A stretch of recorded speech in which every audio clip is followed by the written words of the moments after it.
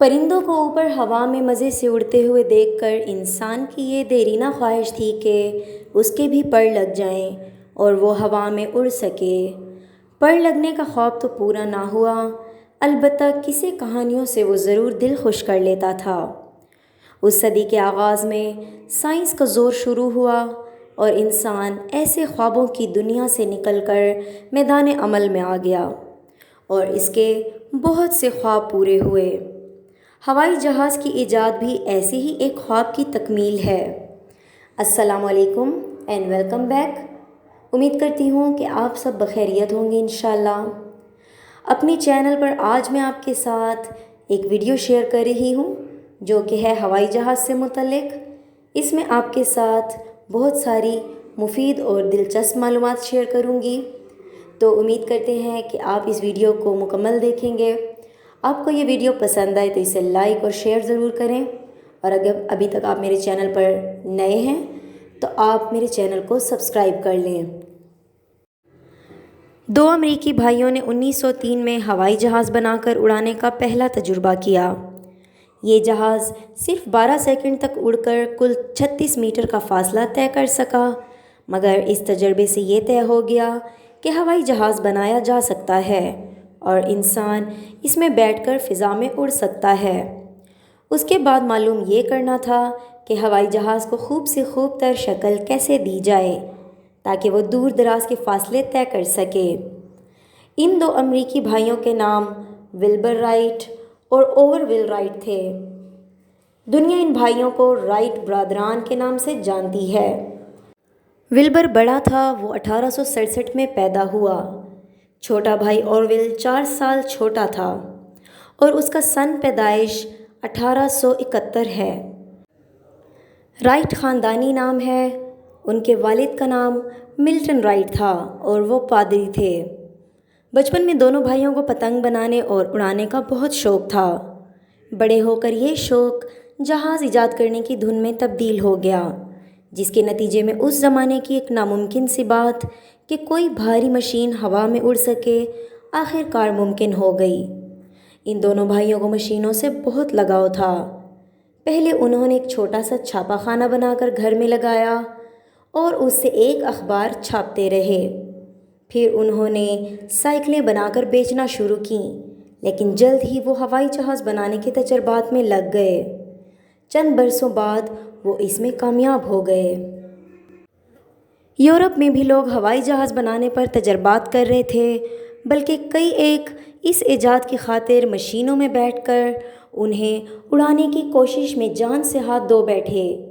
اخباروں میں یہ خبریں پڑھ کر رائٹ برادران بہت احتیاط اور عقل مندی سے اپنے تجربات کرتے رہے، یہاں تک کہ انہیں کامیابی نصیب ہو گئی۔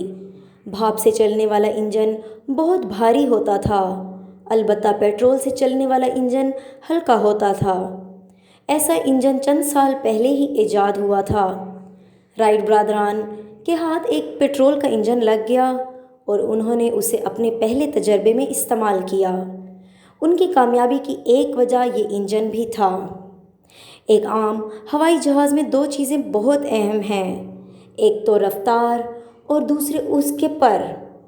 رفتار تو انجن سے مل جاتی ہے، مگر جو چیز اسے اوپر اٹھاتی ہے اور ہوا میں تیرتا ہوا رکھتی ہے وہ اس کے پر ہیں۔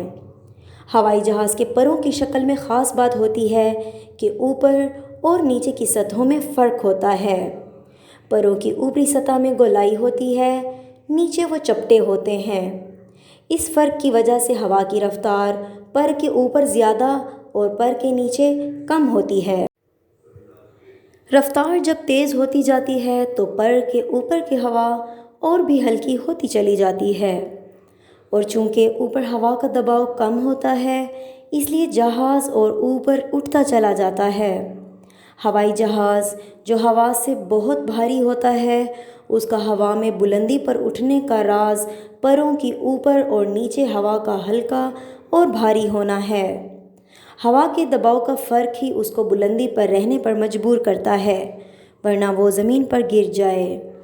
ہوائی جہاز کے پروں کی جنبش سے سمت بدلنے میں مدد ملتی ہے۔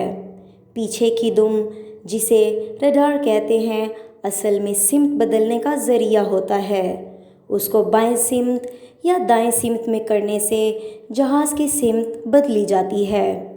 اس وقت کسی ایک پر کو بھی نیچے کیا جاتا ہے اور دوسرے کو اوپر۔ یہ سب باریکیاں دھیرے دھیرے ہوائی جہاز کو بہتر بنانے میں کام آتی چلی گئیں۔ شروع کے ہوائی جہازوں میں پروپیلر انجن لگے ہوتے تھے، یعنی ایک پنکھا نما مشین جو گھومتی تھی اور اسکریو کی طرح ہوا کو چیرتی ہوئی ہوائی جہاز کو آگے بڑھاتی رہتی تھی۔ مگر اب کوئی 1960 کی دہائی سے جیٹ انجن کا استعمال شروع ہوا ہے۔ ان جیٹ ہوائی جہازوں میں وہی کچھ ہوتا ہے جو آتش بازی میں ہوائی چھوڑنے میں ہوتا ہے، یعنی پیچھے گرم ہوا نکلتی رہتی ہے اور ہوائی جہاز آگے بڑھتا رہتا ہے۔ آتش بازی میں جب ہوائی میں ماچس دکھاتے ہیں تو بارود کی وجہ سے شعلہ نیچے نکلتا ہے اور ہوائی تیزی سے اوپر کی طرف چلی جاتی ہے۔ راکٹ میں بھی یہی عمل ہوتا ہے، یعنی گرم گیس پیچھے نکلتی رہتی ہے اور راکٹ تیزی میں رد عمل کے طور پر آگے بڑھتا رہتا ہے۔ جیٹ ہوائی جہاز آنے سے ہوائی سفر کی رفتار تیز ہو گئی ہے۔ پہلے 500-600 کلومیٹر ہوا کرتی تھی، اب جیٹ ہوائی جہاز کی رفتار اوسطاً 8 یا 900 کلومیٹر فی گھنٹہ ہوتی ہے۔ اس طرح لمبے سفر کم وقت میں طے ہو جاتے ہیں۔ یہ تیز رفتار ہوائی جہاز بہت اونچائی پر اڑتے ہیں۔ انہیں بہت بھاری ہوا نہیں چاہیے، لہٰذا یہ زیادہ تر 9-9.5 کلومیٹر کی بلندی پر اڑتے ہیں، جہاں ہوا بہت کم اور ہلکی ہوتی ہے۔ شروع کے ہوائی جہاز سست رفتار بھی ہوتے تھے اور صرف 4-5 کلومیٹر کی بلندی تک اڑتے تھے۔ دور حاضر کے تیز رفتار جیٹ ہوائی جہاز بلندی پر اڑنے کی وجہ سے زیادہ آرام دہ بھی ہیں۔ اس بلندی پر ہوا کی تہوں میں زیادہ فرق نہیں ہوتا اور جہاز جھٹکے سے اوپر نیچے نہیں ہوتا۔